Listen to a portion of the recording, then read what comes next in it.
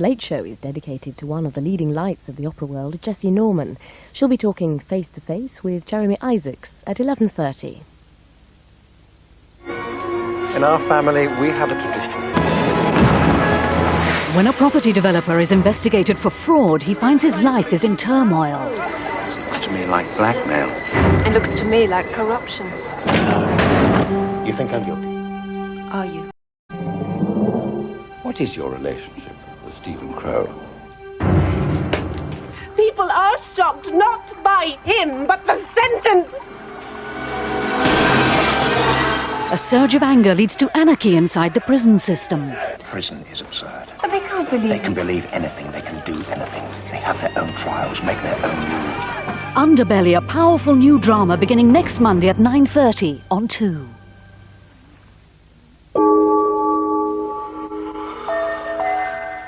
Now on to Peter Snow takes a detailed look at the day's news events.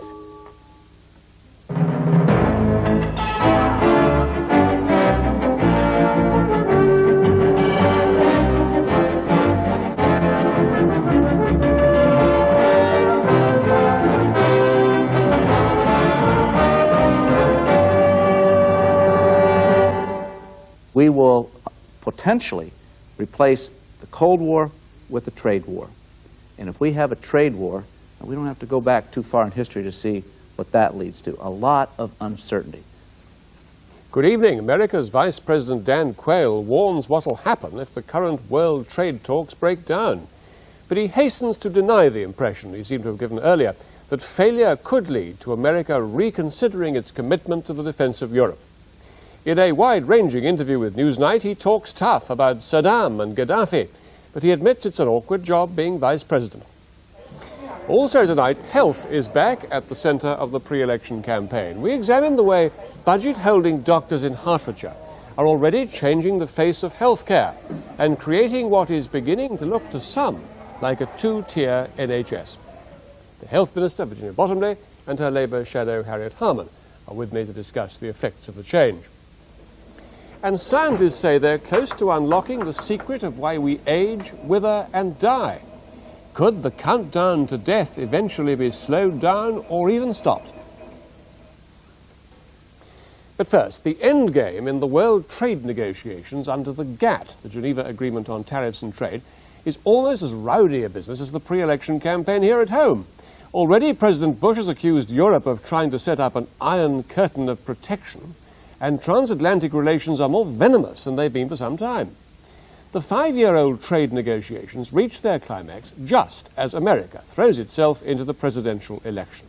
And American politicians, including Vice President Dan Quayle, were at a conference in Munich yesterday at which harsh words were said not just about the trade talks, but about America's readiness to continue defending Europe. Even the Vice President himself was thought by some Europeans there to have hinted that America would reconsider its troop commitment to NATO if the trade talks collapsed. What Mr. Quayle actually said at the conference was that security and trade were linked. He said the success of the GATT talks was critical to the security of Europe. Friends, we have got to get on with it.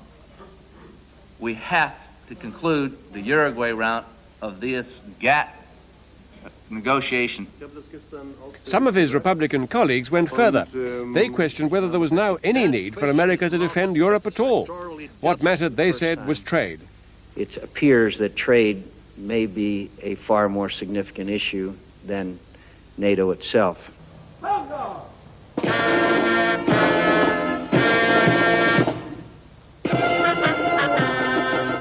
The troops are, of course, already going home.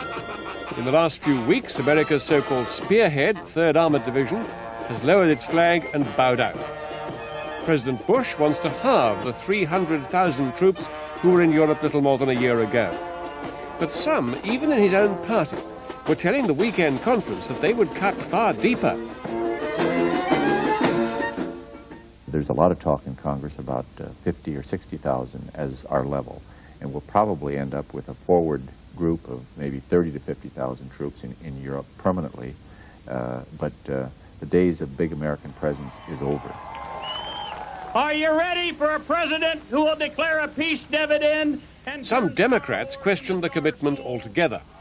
Tom Harkin, campaigning in Iowa for tonight's caucuses, has told audiences there that if people reckon Europe is already rich and strong enough to look after itself, then they should vote for him.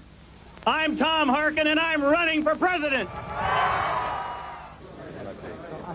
More immediately threatening than Mr. Harkin is the prospect of America playing extra tough in the GATT trade negotiations, which resume in the next few days. The sticking point is food. Both Europe and the United States want more access for farm products like wheat, but each accuses the other of protecting its farmers. Tempers are frayed, and the temptation for Bush and Quayle to score points in the election race may have been behind the Vice President's apparent hint that defense commitments could be linked to a deal on trade. If the trade war that is developing over the GATT thing goes on, there's going to be a lot of hard feelings, and American taxpayers really want the trade thing to go forward, the GATT agreement. If it doesn't, I could see the time that there could be a total pullout of U.S. troops. I certainly agree there is a danger of any failure to achieve settlement in GATT, leading to a rise in protectionism both in America and probably in Europe and elsewhere.